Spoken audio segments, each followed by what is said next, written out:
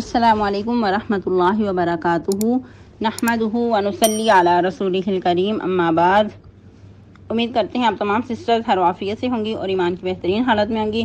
اللہ رب العزت سے دعا ہے آپ کی طرف ہر بڑھنے والا شر خیر میں بدل دے، آمین آمین۔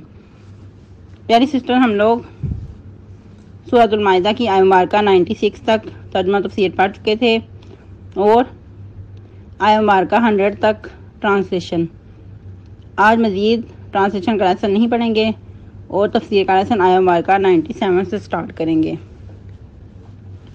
ربی اشرح لی صدری ویسر لی امری واحلل عقدۃ من لسانی یفقہوا قولی اللہم بارک لنا فی اوقاتنا اللہم فقہنا فی الدین اللہم انی اسألک الہدی والتقی والعفاف والغنی اللہم الہمنی رشدی واعذنی من شر نفسی۔ اعوذ باللہ من الشیطان الرجیم، بسم اللہ الرحمن الرحیم۔ جعل اللہ الکعبۃ البیت الحرام قیاما للناس والشہر الحرام والحدی والقلائد ذلک لتعلموا ان اللہ یعلم ما فی السماوات وما فی الارض وان اللہ بکل شیء علیم۔ اللہ رب العزت فرما رہے ہیں، بنایا اللہ نے کعبہ کو بیت الحرام، قیام کا ذریعہ ہے لوگوں کے لیے، اور حرمت والے مہینے اور ہدی اور پٹے والے جانور۔ یہ اس لیے ہے کہ تاکہ تم جان لو بے شک اللہ تعالیٰ وہ جانتا ہے جو کچھ آسمانوں میں ہے، جو کچھ زمین میں ہے، اور بے شک اللہ تعالیٰ کی جو صفت ہے وہ ہر ایک چیز کو خوب جاننے والا ہے۔ آج کا لیسن بہت ہی امپورٹنٹ ہے اور انسان کے ایمان کو جلا بخشنے والا ہے، اور اسپیشلی آج کا لیسن کعبہ سے ریلیٹڈ ہے۔ یاد رہے کہ الکعبہ کا جو روٹ ورڈ ہے کاف عین با ہے۔ کعب کہتے ہیں ابری ہوئی چیز کو، جس طرح کے ٹخنے کو بھی کعب کہا جاتا ہے، جس طرح آپ لوگ پیچھے پڑھ چکے۔ وَأَرْجُلَكُمْ إِلَى الْكَعْبَيْنِ، اور پاؤں بھی دونوں ٹخنوں تک۔ تو کیا پتہ چلتا ہے کہ ابری ہوئی چیز کو کعب بولا جاتا ہے، اور اس کے علاوہ چکور جو کمرہ ہوتا ہے جیسے حجرہ نما، تو اس کو بھی کعبہ بولا جاتا ہے۔ تو اگر اس وقت دیکھا جائے جب اس کو کعبہ کو تعمیر کیا گیا تھا تو اس وقت اس کے آس پاس کوئی اور عمارت موجود نہیں تھی، تو یہ چکور نما کمرہ ابھرا ہوا تھا۔ اس کے علاوہ بھی جب طوفان نوح میں تمام ہر چیز ملیا میٹ ہو گئی اور کعبہ بھی اسی طرح بہہ گیا، ایک چٹان نما تھوڑی سی جگہ ابھری ہوئی تھی جو کہ اللہ رب العزت کے حکم سے سیدنا ابراہیم علیہ السلام نے اس کو تعمیر کیا دوبارہ سے۔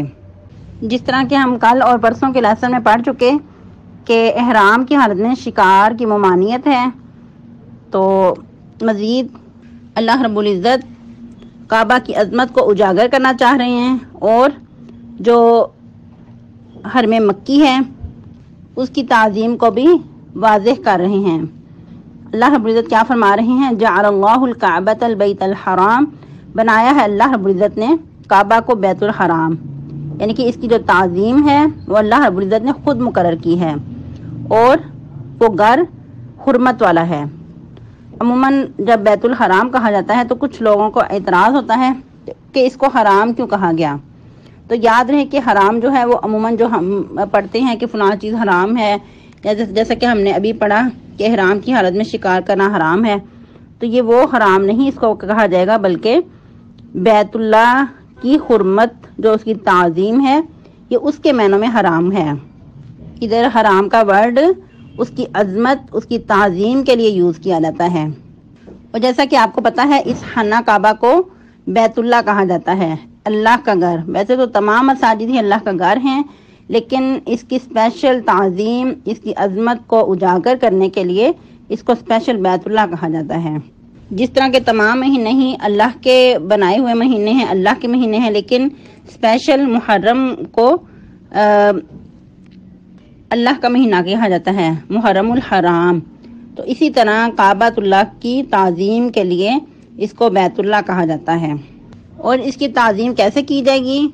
جیسا کہ جہاں تک حدود ہے، مکہ کی حدود ہے، وہاں نہ تو گری پڑی چیز اٹھائی جائے گی، اس کی عظمت کو برقرار رکھنے کے لیے نہ وہاں لڑائی جھگڑا کیا جائے گا، اور نہ درخت کاٹے جائیں گے، نہ جو اس کے کانٹے ہیں وہ اتارے جائیں گے، اور نہ ہی وہاں کو جو شکار ہے اس کو بگایا جائے گا، اور نہ یہاں تک کہ وہاں اگر کوئی پرندہ بیٹھا ہے تو اس کو اڑا کر انسان خود وہاں بیٹھ جائے، یعنی کہ اس نیت سے بھی کسی پرندے کو، کسی جانور کو وہاں سے بگایا نہیں جا سکتا۔ یہ ہے اس کی عظمت۔ اللہ رب العزت نے اس کی عظمت کو برقرار رکھا، اور یہ اس کی عظمت، اس کی حرمت کب سے ہے؟ جب سے اللہ رب العزت نے اس کا وجود بخشا، آسمانوں اور زمین کو وجود بخشا، تب سے لے کر قیامت تک کے لیے اس کی عظمت، اس کی حرمت برقرار ہے، برقرار رہے گی اور ہے بھی۔ البتہ ایک گھڑی کے لیے، یعنی کہ ایک دن کے لیے نبی صلی اللہ علیہ وسلم کو رخصت دی گئی تھی، پھر اسی وقت فرما دیا گیا کہ جس طرح اس کی حرمت پہلے برقرار تھی، اسی طرح اس کی حرمت لوٹ آئی اور قیامت تک کے لیے ویسے ہی اس کی حرمت برقرار رہے گی۔ پھر مزید اللہ رب العزت نے کیا فرمایا؟ قیام للناس، لوگوں کے قیام کا ذریعہ ہے۔ اس سے کیا مراد ہے؟ کہ اس سے بہت ساری جو انسان کی روزگاری ہے وہ وابستہ ہیں۔ جیسا کہ بہت سارے واقعات ملتے ہیں کہ کچھ ایسے لوگ تھے کہ جن کے ساتھ دشمنیاں تھیں، لیکن اپنی دشمنیوں کو وہ کم کر لیا کرتے تھے، کس لیے کہ اگر ہم نے دشمنیاں زیادہ بڑھا دی تو ہماری جو روزگاری ہے وہ ختم ہو جائے گی، کہ جو تجارتی قافلے ہیں وہاں سے گزرتے ہیں یا پھر کعبہ میں آتے ہیں، یہ لوگ خرید و فروخت کرتے ہیں، خریداری کرتے ہیں، تو وہ تجارتی جو سامان ہے وہ بند ہو جائے گا، جو سلسلہ ہے کاروباری وہ ختم ہو جائے گا۔ اگر اس کو مزید اور اینگل سے دیکھا جائے تو جیسا کہ جہاں کعبہ آباد ہے وہاں کوئی فصل نہیں ہوتی، بالکل چٹیل میدان، چٹیل پہاڑ ہیں، وہاں کوئی زراعت نہیں، کوئی صنعت نہیں، ان کی اپنی کوئی ایسی ایجاد نہیں کہ جو زندگی کی اس سے بقا ہو، لیکن وہاں ہر وقت 12 مہینے ہر چیز مہیا ہوتی ہے، یہاں تک کہ ہماری نسبت وہاں بے موسم پھل ہر وقت موجود رہتے ہیں۔ اس چیز کا شاید آج ہم اندازہ نہ لگا سکیں، کیونکہ آج ہمارے پاس بھی ہر وقت جو سٹورز فروٹ وغیرہ مل جاتے ہیں، لیکن اگر کچھ سال پہلے دیکھا جائے تو اس وقت یہ نعمتیں ہمارے پاس بھی نہیں ہوا کرتی تھی، ہر پھل موسم کے حساب سے ہی ملا کرتا تھا۔ لیکن اللہ رب العزت کے گھر، وہاں خانہ کعبہ، وہاں بیت الحرام میں ہر چیز مہیا ہوتی تھی، ہر پھل، ہر فروٹ 12 مہینے مل جایا کرتا تھا، اور اس کے علاوہ بھی دنیا جہان کی جو بھی نعمتیں ہیں، جو بھی صنعات ہیں، سب کچھ وہاں آرام سے مل جاتی ہیں۔ اگر پھر مزید اس کو ایک اور اینگل سے سمجھنا چاہیں تو جیسا کہ لوگوں کی وہاں ایک زندگی کا ذریعہ ہے کہ لوگ وہاں کھینچ کر جانا چاہتے ہیں، جو ابھی نہیں پہنچا ہوتا اس کا بھی دل کرتا ہے کہ میں اللہ کے گھر جاؤں، وہاں زیارت کروں، حج عمرہ کی سعادت حاصل کروں، لیکن جو شخص ایک بار ہو آتا ہے تو وہ بار بار جانے کی تمنا کرتا ہے، ہر وقت اس کا دل تڑپتا رہتا ہے کہ میں کب وہ گھڑی آئے اور اللہ کے گھر دوبارہ حاضری دوں۔ اور یہ چیز بھی کیوں ہے اس طرح کی محبت؟ وہ خانہ کعبہ کی وجہ سے، خانہ کعبہ کی عظمت کی وجہ سے، کہ لوگوں ادھر بار بار جانے کو تیار رہتے ہیں، تڑپتے رہتے ہیں۔ جیسا کہ پہلے بھی ہم نے پڑھا، مثابۃ للناس وامنا، لوگوں کے بار بار پلٹنے کی جگہ اور امن والی، اور وہ جگہ صرف امن والی ہی نہیں ہے بلکہ ہدایت کا ذریعہ بھی ہے، جیسا کہ ہم نے سورہ نساء میں بھی غالباً پڑھا تھا، سورہ آل عمران میں، ان اول بیت وضع للناس للذی ببکۃ مبارکہ وہدی للعالمین، کہ بے شک سب سے پہلا گھر جو بنایا گیا یا رکھا گیا لوگوں کے لیے وہ جو مکہ میں ہے، بابرکت ہے اور ہدایت کا ذریعہ بھی ہے جہان والوں کے لیے۔ بہت سارے لوگ ہوتے ہیں کہ وہاں جا کر اللہ کے گھر کی عظمت کو پہچان کر ہدایت کی طرف آ جاتے ہیں، تو اس طرح سے بھی لوگوں کو ایک نئی زندگی ملتی ہے، اس طرح سے ان کی بقا کا بھی ذریعہ ہے۔ تو انسان سوچے کہ کہنے کو ایک کمرہ ہی تو ہے، پتھروں کا، اینٹوں کا بنا ہوا، لیکن اللہ رب العزت نے کیسا ان کو چن لیا، اس کو نوازا، کہ اس کی حرمت کو کیسا قیامت تک کے لیے برقرار رکھا، اور دعا بھی کیا کریں کہ اللہ رب العزت کعبۃ اللہ کی عظمت ہمارے دلوں میں ہمیشہ برقرار رکھے، کیونکہ یہ سعادت ہونا بہت بڑی بات ہے، ورنہ ہر ایک کو یہ سعادت نصیب نہیں ہوتی۔ کچھ ایسے بھی بدقسمت ہوتے ہیں کہ جن کے دلوں میں کعبۃ اللہ کی عظمت نہیں ہوا کرتی، تو اس لیے ہمیشہ دعا کرنی چاہیے کہ اللہ ہماری نسلوں میں کعبۃ اللہ کی عظمت کو قیامت تک کے لیے برقرار رکھنا، آمین۔ یہ بات اس لیے آپ کو کہنا ضروری سمجھا کیونکہ ایک ایسا میرے ساتھ معاملہ ہوا کہ کسی ایک بچی کے بارے میں سنا کہ ان کی پیدائش بھی ادھر ہی کی ہے، حرم کی ہے، اور یعنی کہ حرم مکی کی، اور وہاں ہی ان کی قیام گاہ ہے۔ تو میں نے سمجھا کہ وہ بہت ہی لکی ہیں اور بار بار حرم میں جاتی ہوں گی اور وہاں کی قیام و صیام کا ان کو اعزاز حاصل ہوتا ہوگا، لیکن جن حضرات نے یہ بتایا ان کے بارے میں، تو وہ کہتی کہ ان کا کہنا تھا اس بچی کا کہ میں کبھی بھی حرم نہیں گئی۔ تو یہ چیز میرے لیے اتنی خوفناک تھی اور اتنا زیادہ مجھے شاک لگا یہ بات سن کر کہ ایسے لوگ بھی دنیا پہ موجود ہیں، ایسی بھی بدقسمتی ہو سکتی ہے۔ تو ہمیشہ دعا کریں کہ اللہ تعالیٰ ایسی بدقسمتی سے بچا کے رکھے اور ہمیشہ ہمارے دلوں میں کعبۃ اللہ کی عظمت کو برقرار رکھے، آمین۔ تو اللہ رب العزت نے حرم کو امن کی جگہ بنایا، جیسا کہ سورہ عنکبوت میں بھی اللہ رب العزت فرماتے ہیں اولم یروا انا جعلنا حرما آمنا ویتخطف الناس من حولهم افبالباطل یؤمنون وبنعمت اللہ یکفرون۔ غالباً اس قسم کی آیت مبارکہ ہے۔ اللہ تعالیٰ اپنا ادھر بھی احسان یاد کروا رہے ہیں کہ کیا تم نے نہیں دیکھا کہ اللہ رب العزت نے حرم کو امن والا بنایا، حالانکہ اس سے پہلے کیا تھا کہ لوگ اس کے گرد گرد اچک لیے جاتے تھے، یا پھر اس وقت بھی کیا تھا کہ ڈکیتی ہو جایا کرتی تھی، لوگ مال لوٹ لیا کرتے تھے، بہت سارے لوگ راہزنی کا شکار تھے۔ لیکن جو حرم ہے اللہ نے اس چیز سے امن دیا ہے ہر وقت۔ یہی وجہ کہ آج بھی اگر چلے جائیں تو 24 گھنٹے جب بھی چلے جائیں تو ہر وقت امن ہی امن ہے۔ یہاں تک کہ ایک عورت جو آج اپنے وطن میں رہ کر امن سکون میں نہیں ہے، کہ اپنے گھر سے اکیلی باہر نہیں نکل سکتی، خوف اور ڈر کے مارے کسی کے ساتھ ہی نکلتی ہے، وہاں اگر اکیلے بھی عورت نکلے تو اس کو کوئی ڈر خوف نہیں ہے، امن کے ساتھ وہ آ جا سکتی ہے، بیت اللہ بھی اور اپنی رہائش گاہ پہ بھی۔ تو یہ اللہ رب العزت نے خاص اعزاز دیا ہے حرمین کو۔ پھر مزید اللہ رب العزت فرما رہے ہیں والشہر الحرام، اور حرمت والے مہینے۔ حرمت والے مہینے کتنے ہیں؟ 4 ہیں، جیسا کہ آپ کو پہلے بھی بار بار بتایا گیا اور آپ کو الحمدللہ یاد بھی ہوں گے۔ اگر اس سے خانہ کعبہ سے ریلیٹ دیکھیں والشہر الحرام، تو اسپیشلی حج کا مہینہ بھی ہو سکتا ہے، کیونکہ اس کا ایک خاص خانہ کعبہ کے ساتھ ریلیشن ہے، اور حج اسی مہینے میں کیا جاتا ہے۔ اس کے علاوہ 12 مہینے عمرہ انسان ہر وقت کر سکتا ہے، لیکن حج جو ہے اسپیشل اس خاص مہینے میں ہی، ذوالحجہ میں ہی ہو سکتا ہے۔ تو حج کو بھی جو ذوالحجہ کو بھی اعزاز حاصل ہے، اس لیے خانہ کعبہ کی وجہ سے ہی۔ والہدیہ، اور ہدی کے جانور، اور ہدی کا جو جانور ہے وہ اسپیشل اس قربانی کے جانور پہ بولا جاتا ہے جو خانہ کعبہ کی طرف جائے، ہر قربانی کا جانور ہدی نہیں کہلائے گا۔ تو اس کو بھی اعزاز کیوں حاصل ہے؟ خانہ کعبہ کی وجہ سے ہی۔ اور عموماً جب جانور دیکھتے ہیں بکرے وغیرہ، ان پہ بہت پیار آتا ہے، اللہ کی قدرت نظر آتی ہے، لیکن انسان جب قربانی کے جانور دیکھتا ہے تو ان پہ ایک خاص قسم کا پیار آتا ہے، بہت محبت، دلی محبت ان کے ساتھ آتی ہے۔ تو آپ خود اندازہ لگائیں کہ اگر جو ہدی خانہ کعبہ کی طرف جا رہی ہو تو اس پہ کتنا پیار آتا ہوگا۔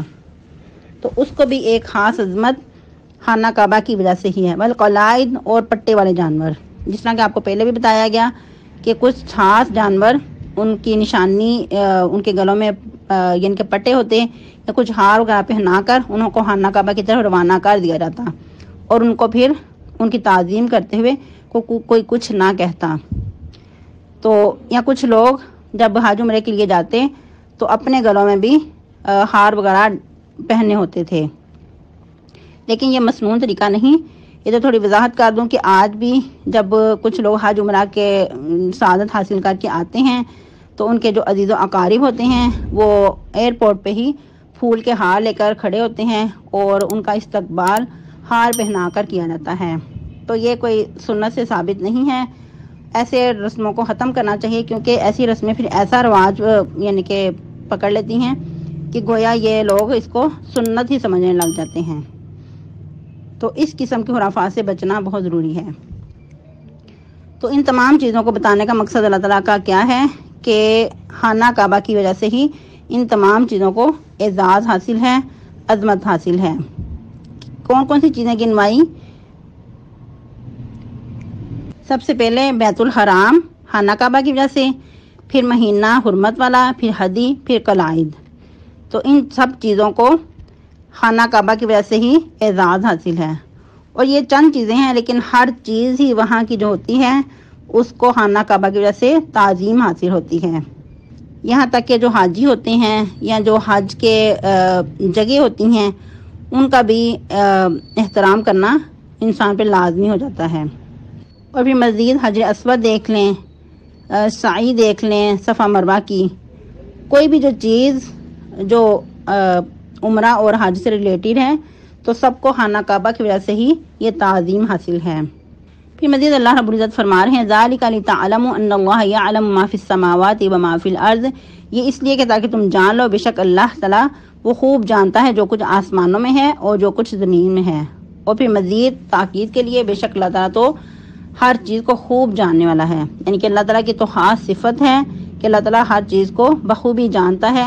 اور جیسا کہ علیم بذات الصدور ہے، سینوں کے اندر جو بید ہیں، جو سینوں کے اندر خیالات آنے والے ہیں، اس سے بھی اللہ تعالیٰ بخوبی واقف ہیں۔ اللہ سے کوئی بھی چیز پوشیدہ نہیں، نہ آسمانوں میں اور نہ زمین میں۔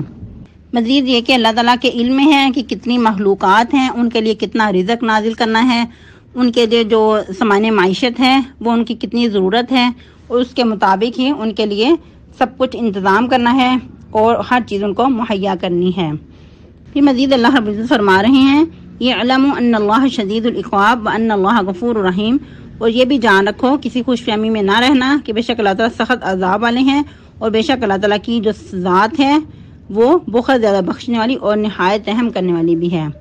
کہ دونوں چیزوں کو ساتھ ساتھ بتا دیا کہ سخت عذاب بھی کرنے والا ہے اور بہت زیادہ بخشنے والا اور رحم کرنے والا بھی ہے۔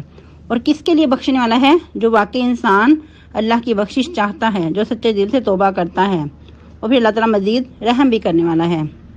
تو اس لیے بہت زیادہ دعا کرنی چاہیے، اور اپنے دعا میں یہ بھی شامل رکھنا چاہیے ربی اغفر وارحم وانت خیر الراحمین، کہ اللہ مجھے معاف کر دے، مجھ پر رحم کر، تو سب سے زیادہ رحم کرنے والوں میں سے رحم کرنے والا ہے۔ اسی لیے بندے مومن کو کیا سکھایا گیا کہ خوف اور امید کے ساتھ اللہ کو پکارے، جس طرح کہ قرآن کے اور بھی بہت سارے مقامات پہ آتا ہے وَدْعُوهُ خَوْفًا وَطَمَعًا، کہ اس کو خوف اور امید سے پکارو۔ اور بندہ مومن کی صفت بھی یہی ہے کہ اللہ کو دو طرح سے، دو حالتوں کے درمیان رہ کر پکارتا ہے، کہ خوف اور امید سے، ایک طرف اللہ کا خوف ہے اور دوسری طرف اس کی رحمت کی امید بھی ہے۔ جس طرح کہ ایک حدیث کے مطابق مسلم کی روایت ہے، سیدنا ابو ہریرہ رضی اللہ تعالیٰ عنہ فرماتے ہیں کہ نبی صلی اللہ علیہ وسلم نے فرمایا اگر مومن کو اللہ تعالیٰ کی جو تیار کردہ عذاب ہیں اس کے بارے میں علم ہو جائے تو کوئی بھی جنت میں جانے کی تمنا رکھے، اور اگر کافر کو اللہ کی رحمت کا پتہ چل دے، اندازہ ہو جائے تو کہ اس کی رحمت کی کتنی وسعت ہے، تو کوئی بھی اس کی جنت سے مایوس نہ ہو، یعنی کہ اللہ کی رحمت بھی بہت وسیع ہے لیکن اس کے برعکس اس کا عذاب بھی بہت سخت ہے۔ تو انسان کبھی بھی مطمئن ہو کر نہ بیٹھ جائے، دونوں طرح سے اللہ تعالیٰ کو پکارے کہ اللہ تعالیٰ تو آپ کی رحمت بھی بڑی وسیع ہے، آپ کا عذاب بھی بہت سخت ہے۔ ایک طرف اللہ کی رحمت کا سوال کرے اور دوسری طرف اس کے عذاب سے پناہ مانگے، اس کے غضب سے پناہ مانگے۔ آج کے لیے اتنے کافی، ہم لوگ آیہ مبارکہ 98 تک پڑھ چکے ہیں۔ کل فرائیڈے ہے، کل آپ کو فرائیڈے کی چھٹی ہے، جیسا کہ آپ کو کہا گیا تھا کہ 5 باروں کا آپ کا گرینڈ ٹیسٹ ہوگا، تو مزید اس کو ڈیلے کر دیا گیا ہے کچھ آپ لوگوں کی مصروفیات کو سامنے رکھتے ہوئے۔ تو انشاءاللہ آپ لوگ تیاری جاری رکھیں، تو جب آپ کا ٹیسٹ ہوگا جس دن، تو انشاءاللہ آپ کو پہلے سے انفارم کر دیا جائے گا۔ سبحانک اللہم ربنا و بحمدک نشہد ان لا الہ الا انت نستغفرک ونتوب الیک۔ السلام علیکم ورحمۃ اللہ وبرکاتہ۔